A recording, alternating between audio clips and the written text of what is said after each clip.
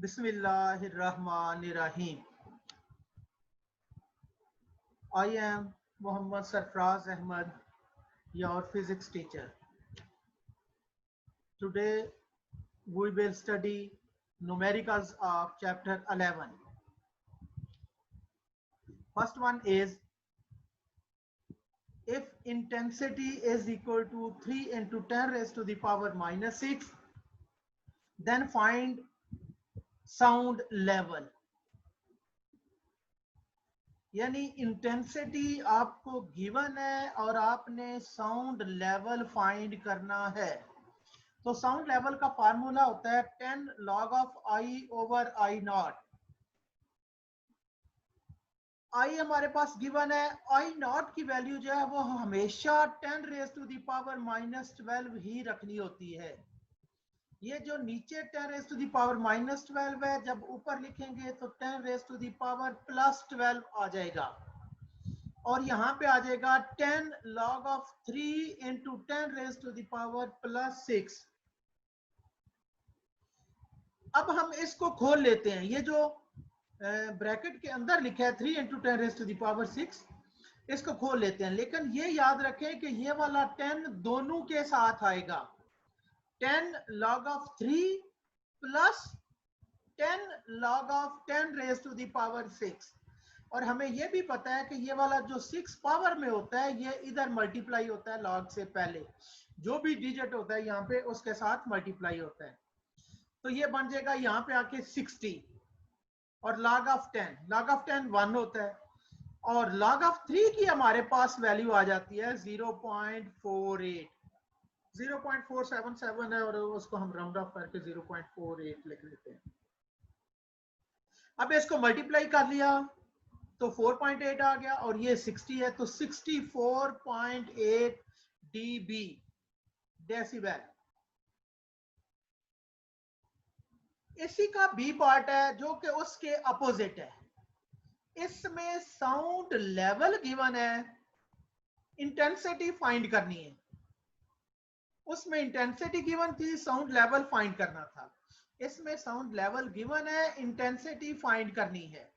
तो हमें पता है फार्मूला होता है sound level is equal to 10 log of I over I not. तो साउंड लेवल की जगह 100 आ गया, वो गिवन है, इज इक्वल टू 10 फार्मूले में मौजूद है। log of I आपने फाइंड करना है और I नॉट की value 10 raise to the power minus 12 ही होगी। ये वाला जीरो उस जीरो के साथ कैंसिल आउट हो जाता है तो हमारे पास बच जाता है 10 is equal to log of I minus log of 10 raised to the power minus 12। ये log of m over n हमने फार्मूला लगाया है। तो हमें पता है कि ये वाला जो माइनस 12 है ये इधर आके मल्टीप्लाई होगा। तो यहाँ पे -1 है तो ये +12 बन जाएगा और ये log of 10 1 होता है, लिहाजा हमारे पास बन गया 10 is equal to log of I plus 12। ये 12 दूसरी तरफ जाके माइनस हो जाएगा तो -2 is equal to log of I। आपने तो I फाइंड करना है, लॉग नहीं चाहिए साथ में, तो एंटी लॉग ले लें दोनों तरफ। एंटी लॉग लेंगे -2 का और दूसरी तरफ एंटी लॉग लेंगे log of I का। तो लॉग और एंटी लॉग तो आपस में कैंसिल आउट हो जाएंगे। आपके पास I इज इक्वल टू रह जाएगा -2 का एंटी लॉग लेंगे तो वो कैलकुलेटर आपको 0.01 बताएगा। इसका मतलब है ये आपकी इंटेंसिटी का वैल्यू आ गई है 0.01 watts per square metre. Watts per square metre. Third one is कि अगर आपके पास अनारकली बाजार में वो कहता है साउंड लेवल 80 dB का हो तो इंटेंसिटी लेवल बताएं। यानी साउंड लेवल गिवन है, इंटेंसिटी फाइंड करनी है exactly on the same lines जैसा कि हमने पहले के बी पार्ट में किया। तो sound level is equal to 10 log of I over I not. I not की वैल्यू तो हमेशा 10 raise to the power minus 12 होती है, 10 raise to the power minus 12। Values put कर दें बाकी। साउंड लेवल की जगह 80, ये 80 गिवन है, इज इक्वल टू 10 फार्मूले में है, log of आई आपने फाइंड करना है। आई नॉट की value 10 raise to the power -12। ये वाला 0 80 के 0 के साथ कैंसल आउट कर देते हैं। तो 8 इज इक्वल टू, यहाँ पे फार्मूला लगा दें, log of m over n। ये 1 नहीं है, log ऑफ i है, i कैपिटल I। तो log of i minus log of 10 raise to the power -12। हमें पता है कि ये वाला 10 जो पावर में होती है चीज, वो log के शुरू में आ जाती है। तो यहाँ पे माइनस और माइनस प्लस होके तो +12। log ऑफ 10 की वैल्यू 1, लिहाजा उसको छोड़ देते हैं। वो 12 से मल्टीप्लाई चूंकि हो रहा है इसलिए हम उसको छोड़ देते हैं। 12 से मल्टीप्लाई कर दिया तो 12 ही रहा। ये 12 दूसरी तरफ जाके तो माइनस हो जाएगा, तो 8 - 12 -4 आ जाएगा। तो आपके पास log of i is equal to -4। आपको तो i चाहिए, log नहीं चाहिए, तो आप एंटी लॉग दोनों तरफ ले लेते हैं।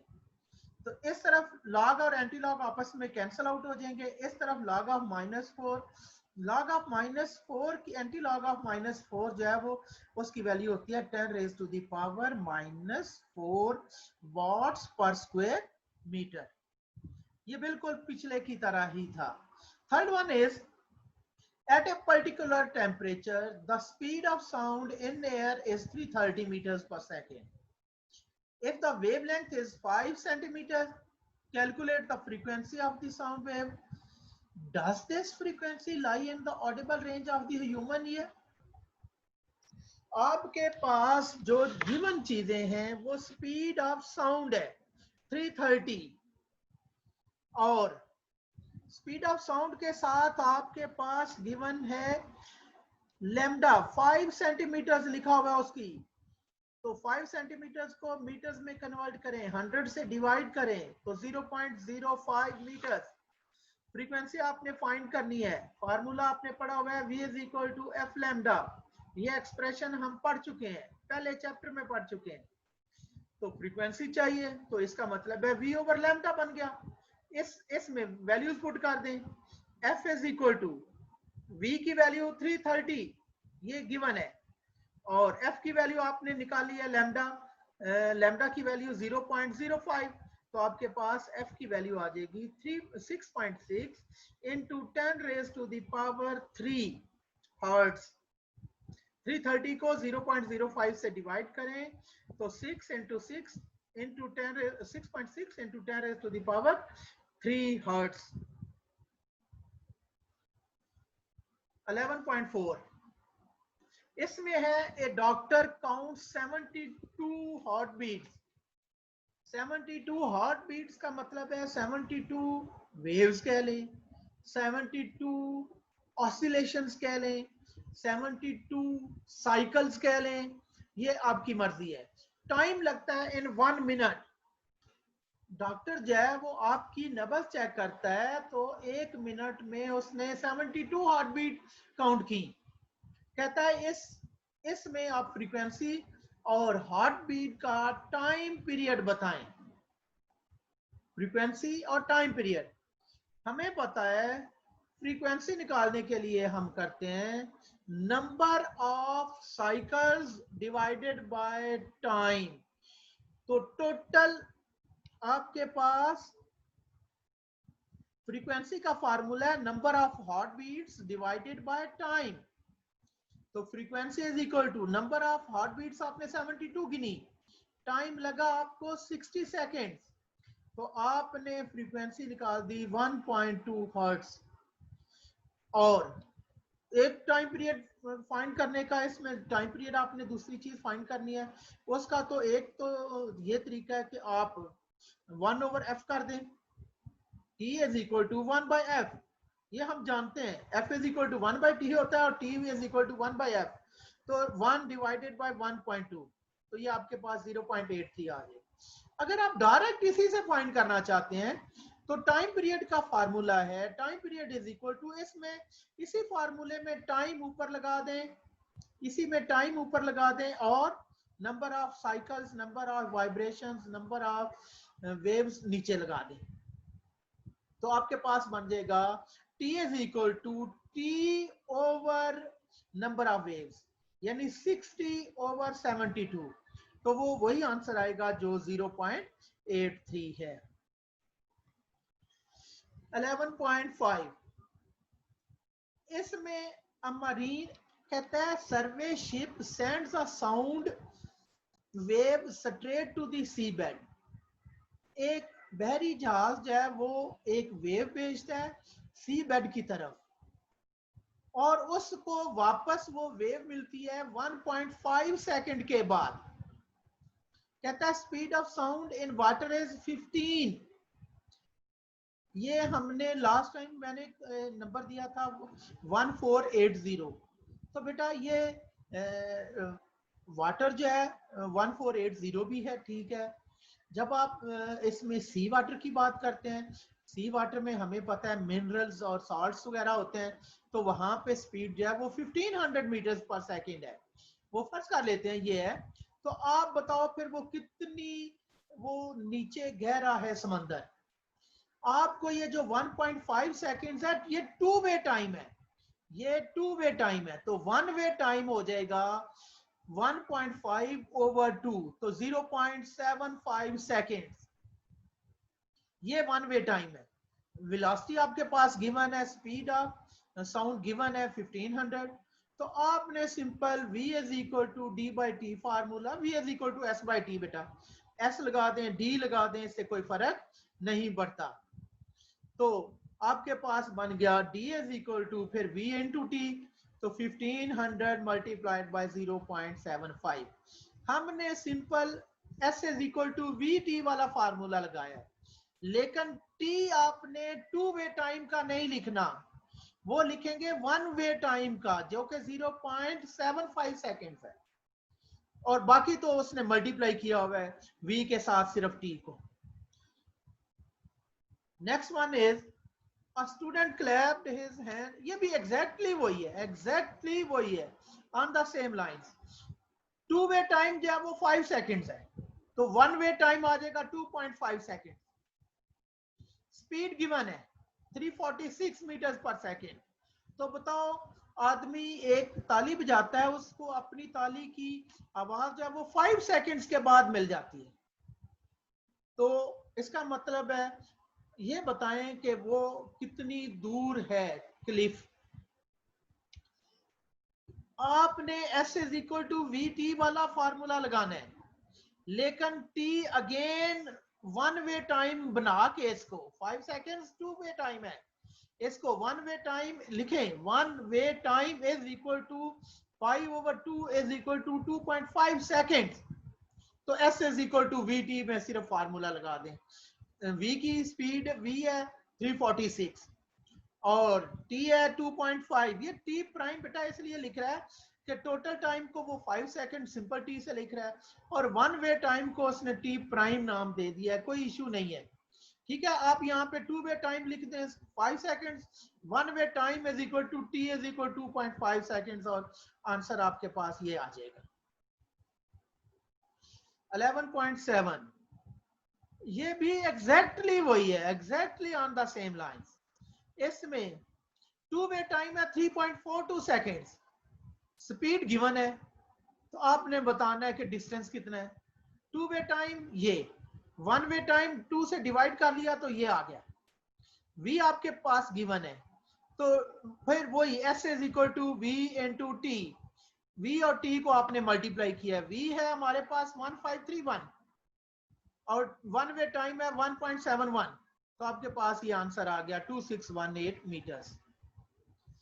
एट्थ, इसमें बड़ी इंपॉर्टेंट वो बात करना चाह रहा है, कहता है एक दफा फ्रीक्वेंसी जो है वो 20,000 हर्ट्ज है और दूसरी दफा सिर्फ 20 हर्ट्ज है। स्पीड दोनों के लिए 343 मीटर्स पर सेकंड है। वेवलेंथ कैलकुलेट करो। पहले के लिए आप जब कैलकुलेट करेंगे 20,000 के लिए, तो आपने लिखना है v is equal to F lambda. तो v आपके पास ये गिवन है 343, तो लैम्डा बन जाएगा v ओवर f। तो 333 ओवर 20,000, तो ये बन जाएगा 1.7 into 10 raise to the power -2 metres, यानी 0.017 0.017। अब वो कहता है कि दूसरी तरफ आ जाए, दूसरे पार्ट की तरफ आ जाए, फिर वही lambda is equal to V over F. अब v तो वही है, f जो है वो सिर्फ 20 है। तो अब आप कैलकुलेट करेंगे, इसको डिवाइड करेंगे तो बनेगा 17.2 मीटर्स। 17.2 मीटर्स बहुत बड़ा डिस्टेंस है। दो विकेटों के दरमियान से भी ज्यादा, दो विकेटें आप जानते हैं कितनी दूर होती हैं, उससे भी ज्यादा। ये 17.2 मीटर्स, मीटर आप जानते हैं कितना होता है, तो 17.2, ये देखें ये था 0.017 मीटर। असल बात वो ये करना चाह रहा है कि फ्रीक्वेंसी जब बहुत ज्यादा थी तो वेवलेंथ बहुत थोड़ी थी, जब दूसरी तरफ फ्रीक्वेंसी बहुत थोड़ी हो गई तो वेवलेंथ बहुत ज्यादा हो गई। ये आपको कंपैरिजन देना चाहता है असल में। इसमें ये नहीं है कि आपने आंसर निकाल दिया जी बड़ी बात है, बड़ी बात नहीं बेटा, नहीं। इसके कंपैरिजन को समझें, इसको अंडरस्टैंड करने की कोशिश करें कि फ्रीक्वेंसी ज्यादा होगी तो वेवलेंथ कम, जब फ्रीक्वेंसी बिल्कुल कम कर दी तो वेवलेंथ बहुत बड़ी बन गई है। चले next one and the last one is a sound wave has a frequency of 2 kilohertz। Frequency है 2 किलोहर्ट्ज। 2 किलोहर्ट्ज का मतलब है, किलो का होता है मल्टीप्लाइड बाय 1000, तो वो बन जाएगा 2 किलोहर्ट्ज। तो ये 2000 बनेगा, 2000। और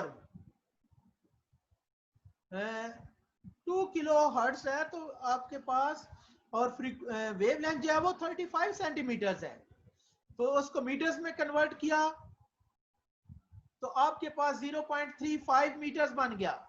आपने इसको 100 से डिवाइड कर देना है। तो वो कहता है बताएं how long will it take to travel 1.5 kilometres. भाई एक ऐसी वेव जिसकी फ्रीक्वेंसी है और वेवलेंथ गिवन है, वो आप बताएं कि 1.5 किलोमीटर फासला कितनी देर में तय करेगी।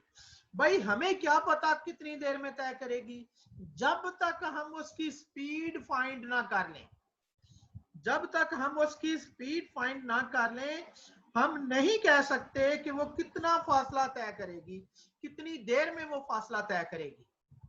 तो सबसे पहले आपने v is equal to F lambda के साथ आपने वैल्यूज पुट करके तो आपने निकाल लिया आंसर 700 मीटर्स पर सेकेंड, 700 मीटर्स पर सेकेंड। और अब असल पार्ट की तरफ आ जाए, स्पीड का आपको पता चल गया, अब आपने देखना है कि कितना टाइम लगता है। तो t is equal to S over V, t is equal to S over V या d over v। d distance आपको पता है 1.5 किलोमीटर, तो 1.5 मल्टीप्लाइड बाय 1000 वो 1500 मीटर्स बन गया। स्पीड आपके पास 700 है, तो आपने जब इसको डिवाइड किया तो it will take 2.1 seconds to cover that distance.